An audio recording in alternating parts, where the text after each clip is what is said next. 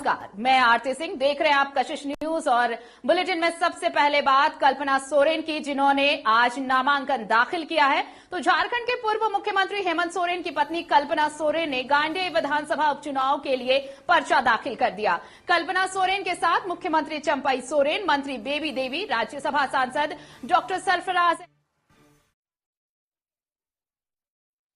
आलमगीर आलम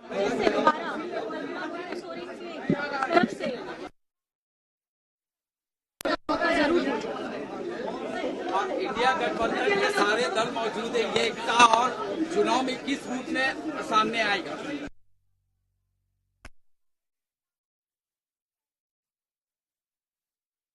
पूरी मजबूती के साथ हम यहाँ पे भी झारखंड राज्य में भी खड़े हैं और देश में भी हर एक कोने में लोकसभा चुनाव में अपना परचम लगाएगा।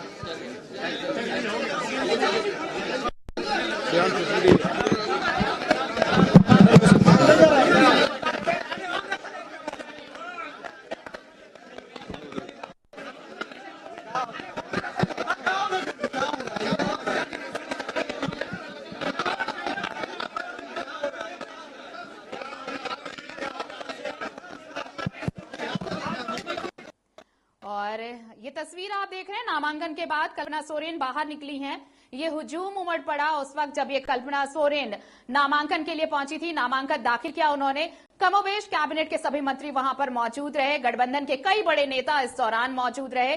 कल्पना सोरेन जब नामांकन दाखिल करने पहुंची गांडेय उपचुनाव, और इसके लिए कल्पना सोरेन जेएमएम प्रत्याशी, जिन्होंने आज पर्चा दाखिल किया।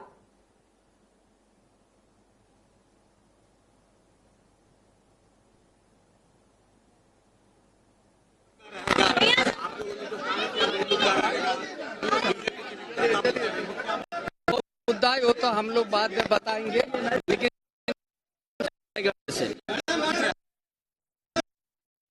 वो भी हमारा 14 के 14 लोग है झारखंड में।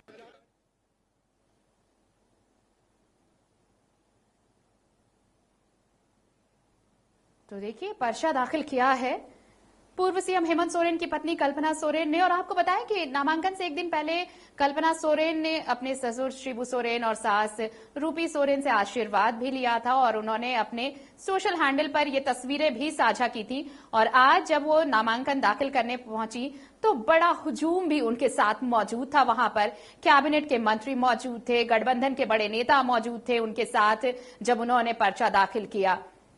और ये कहा है लोकसभा चुनाव को लेकर सीएम चंपई सोरेन ने कि चाहे बीजेपी कितने भी दावे कर ले, 14 सीटों पर गठबंधन की जीत होगी। सभी सीटें गठबंधन के खाते में आएंगी। साथ ही गांडेय उपचुनाव को लेकर उन्होंने कहा कि बड़े अंतर से कल्पना सोरेन चुनाव जीतने जा रही हैं।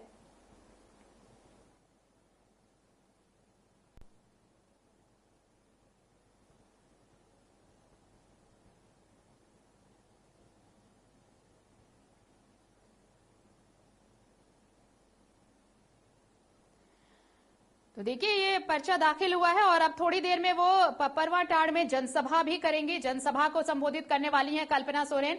और जरा बैकग्राउंडर आप देखें तो जब 31 जनवरी को हेमंत सोरेन की गिरफ्तारी हुई, उसके बाद कल्पना सोरेन का प्रोजेक्शन बड़े नेता के तौर पर किया पार्टी ने। बड़ी रैलियां हुई, बड़ी जनसभाएं हुई। और जब गांडेय उपचुनाव के लिए पहले से ये एक जमीन तैयार की जा रही थी, और उसके बाद जब ये सीट खाली कराई गई, अब उपचुनाव हो रहे हैं, तो ये तय था पहले से कि कल्पना सोरेन यहां से प्रत्याशी होंगी। और देखिए, कल्पना सोरेन यहां से प्रत्याशी जेएमएम की, और उन्होंने आज पर्चा दाखिल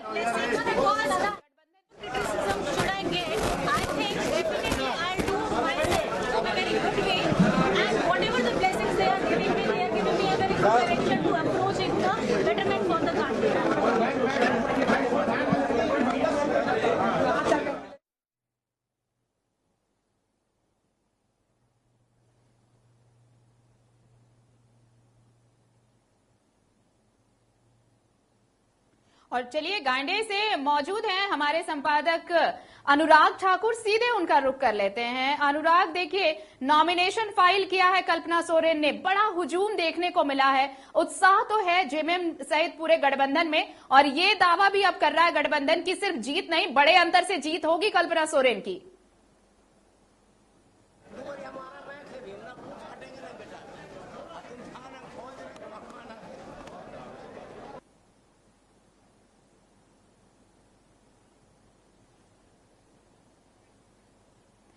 हम कोशिश करेंगे दोबारा उनसे संपर्क करने की। तो देखिए, गांडे उपचुनाव के लिए कल्पना सोरेन ने पर्चा दाखिल किया है। आज नामांकन दाखिल करने पहुंची, उनके साथ बसंत सोरेन, आलमगीर आलम, बादल पत्रलेख सभी मौजूद थे। आपको बताएं, विधायक सुदेव कुमार सोनू भी इस दौरान मौजूद रहे। गठबंधन के बड़े नेता इस दौरान शामिल रहे। मुख्यमंत्री चंपई सोरेन भी पहुंचे थे वहां पर। और एक बार फिर से रुक करते हैं, संपादक अनुराग ठाकुर हमारे साथ जुड़ चुके हैं। अगर आपको मेरी आवाज मिल रही हो अनुराग, तो देखिए ये बड़ा मौका है जेएमएम के लिए। हेमंत सोरेन की गिरफ्तारी के बाद प्रोजेक्शन जिस तरह से कल्पना सोरेन का हुआ, गांडे उपचुनाव है अब, और इस उपचुनाव के लिए आज पर्चा दाखिल हुआ है। उत्साह ये बता रहा है कि सारा जोर लगाया गया है एक बड़ी जीत के लिए। जी आरती, बिल्कुल सही कहा आपने, पूरा का पूरा जोर लगाया गया है एक बड़ी जीत के लिए। और जैसा कि कहा भी जा रहा है कि गांडे सीट पहले ही सरफराज अहमद ने 31 दिसंबर को छोड़ दिया था और उसी वक्त ये कयास लगाया जा रहा था कि यहाँ से कल्पना सोरेन की राजनीति में एंट्री होगी, और वही आज हमें देखने को मिला। उन्होंने आज नामांकन पत्र दाखिल किया, उनका साथ दिया है बखूबी मुख्यमंत्री चंपई सोरेन ने, उनके देवर और मंत्री बसंत सोरेन ने, साथ में मिथिलेश ठाकुर, मंत्री आलमगीर आलम, बादल पत्रलेख, सभी लोग यहाँ पे मौजूद रहे हैं। और जिस तरीके से आज ये भारी भीड़ है आरती, मैं आपको बता दूं, यहाँ पे अभी गिरिडीह का ये जिला समाहरणालय है और इसके अपोजिट में एक मैदान है जहाँ पे रैली होनी है और काफी भीड़ है और यहाँ के कार्यकर्ताओं में भी काफी उत्साह है। हमारे साथ हमारे यहाँ के संवाददाता नफीस भी हमारे साथ मौजूद है। नफीस से भी हम बात करते हैं। नफीस, जिस तरीके से यहाँ पे भीड़ है और जिस तरीके से अभी हमने देखा कि काफी उत्साह है कार्यकर्ताओं में भी, कैसे देखते हैं आपको? गांडे सीट कितना महत्वपूर्ण है और क्या कुछ लगता है वहाँ के समीकरण क्या होंगे कल्पना सोरेन के लिए? गांडे का सीट बहुत ही महत्वपूर्ण है और अभी जो है कि आप देख सकते हैं कि सूबे के पूर्व मुख्यमंत्री हेमंत सोरेन की जो धर्मपत्नी है वो वहां से अपना नामांकन प्रत्याशी भी हैं, जो उन्होंने अभी नामांकन पर्चा दाखिल किया है। तो आप देख सकते हैं कि जो जेएमएम के दिग्गज नेता हैं, यहाँ तक कि मुख्यमंत्री चंपई सोरेन, बादल पत्रलेख, आलमगीर आलम, सत्यानंद भोक्ता समेत कई दिग्गजों का यहाँ जुटान हुआ जो शामिल हुए नामांकन पर्चा दाखिल करने में। और जो उनके कार्यकर्ता थे और ईडी गठबंधन के जो नेता थे वो भी यहाँ शामिल हुए और उनमें अजब टाइप का जोश था। और अभी जो है यहाँ से निकल के जो है कल्पना सोरेन जनसभा को संबोधित करेंगी। यहाँ पपरोटा फुटबॉल मैदान जो है यहाँ वो जनसभा को संबोधित करेंगी और उसके बाद वो रांची के लिए रवाना। जी आरती, बिल्कुल जिस तरीके से हमारे संवाददाता ने भी यहाँ बताया है कि यहीं पे मैदान समाहरणालय के अपोजिट में ही एक मैदान है, फुटबॉल मैदान, वहीं पे वो जनसभा को संबोधित करेगी। और जो भीड़ है वहाँ की, हम अपने दर्शकों को वहाँ की भीड़ भी दिखाएंगे और जो समर्थन मिल रहा है और जो साथ और प्यार स्नेह मिल रहा है कल्पना सोरेन को, वो काबिल तारीफ है। और जिस तरीके से ये भीड़ तो है, लेकिन एक सवाल ये भी है अनुराग, मेरी आवाज अगर आप तक पहुंच रही हो, देखिए ये एक बड़ा बैकग्राउंड है और ये सीट राजनीति में एंट्री के लिए काफी मुफीद समझी जा रही थी पहले से, इसलिए गांडे सीट पहले खाली भी कराई गई। और अगर यहां से चुनाव जीतती है तो ये जीत तो उनकी लगभग, देखिए जो दावे किए जा रहे हैं गठबंधन की तरफ से कि जीत तो तय है, लेकिन जीत का अंतर ये बताएगा कि जो पहले से बैकग्राउंडर तैयार किया गया उसका कितना इंपैक्ट दिखता है इस जीत में।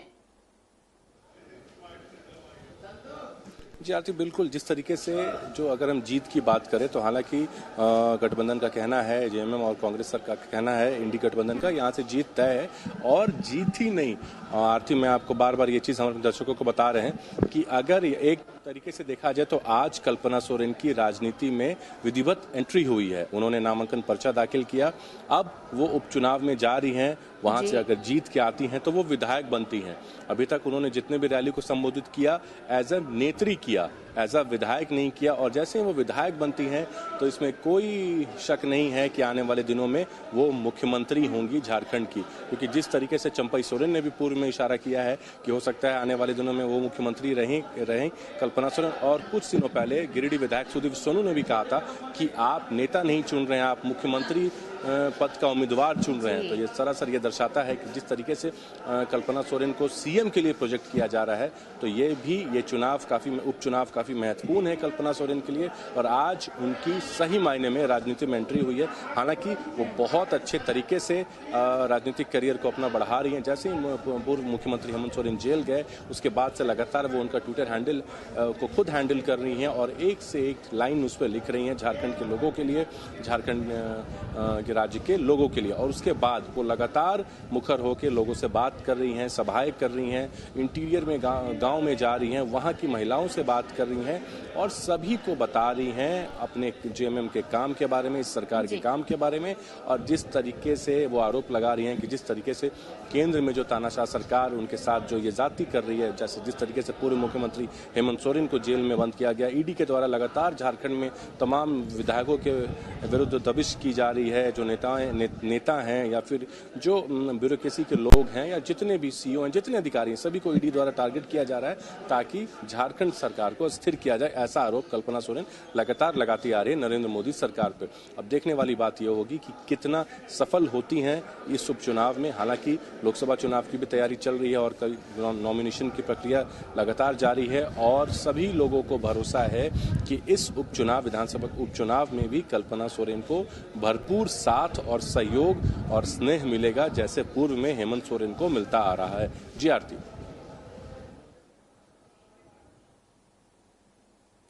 चलिए, अब तो ये उम्मीद की जानी चाहिए कि ये जो रिजल्ट होगा गांडे उपचुनाव का, अगर कल्पना सोरेन के फेवर में जाता है तो ये निसंदेह ये कहा जा सकता है कि झारखंड की राजनीति में भी एक बड़ा बदलाव देखने को मिलेगा। बहुत बहुत धन्यवाद हमारे साथ जुड़ने के लिए और तमाम जानकारी के लिए आपका। तो कल्पना सोरेन पूर्व सीएम हेमंत सोरेन की पत्नी, जिन्होंने आज अगर आप कहें तो औपचारिक तौर से राजनीति में एंट्री ली है, क्योंकि गांडे उपचुनाव के लिए उन्होंने पर्चा दाखिल किया है, नामांकन दाखिल किया और इस दौरान गठबंधन के तमाम बड़े नेता कैबिनेट के मंत्री मौजूद रहे।